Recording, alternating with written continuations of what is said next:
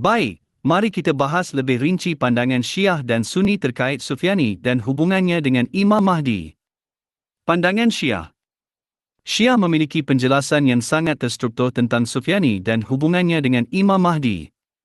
Identitas Sufyani dianggap sebagai individu nyata dari cabang keturunan Umayyah, dengan ciri-ciri fisik dan perilaku yang jelas seperti wajah merah, rambut keriting, dan sifat yang sangat keji. Dia akan muncul dari wilayah Syam di lembah bernama Al-Ewar atau Al-Bata. Aksi dan dampak akan menyebarkan teror, membunuh keluarga dan pengikut Imam Mahdi, serta menyatakan dirinya sebagai khalifah yang menyalahgunakan kekuasaan. Pasukannya akan menjajah daerah-daerah termasuk Iraq dan bahkan akan mencoba menyerang Kaabah. Hubungan dengan Imam Mahdi. Kemunculan Sufyani adalah salah satu tanda utama bahawa kedatangan Imam Mahdi sudah dekat.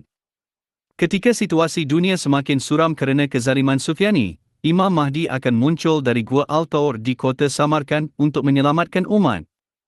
Pasukan Sufyani akan dikalahkan secara dramatis. Menurut hadis Syiah, sebagian besar pasukannya akan hilang terserap oleh bumi di dekat desa Baida di wilayah Karbala. Status hadis. Mayoritas ulama Syiah Imamiyah mengakui keabsahan hadis tentang Sufyani, yang diriwayatkan melalui rantai sanad yang dianggap sahih dari imam-imam Syiah. Pandangan Sunni.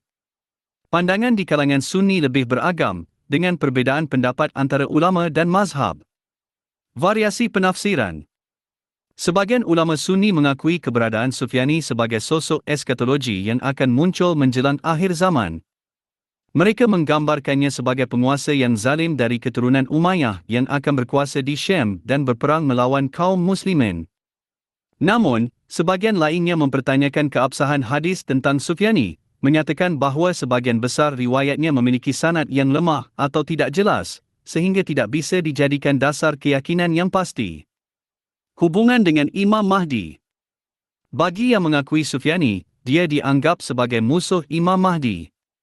Beberapa riwayat menyebut bahawa Imam Mahdi akan menghadapi dan mengalahkannya, kemudian menetapkan khilafah yang adil di bumi.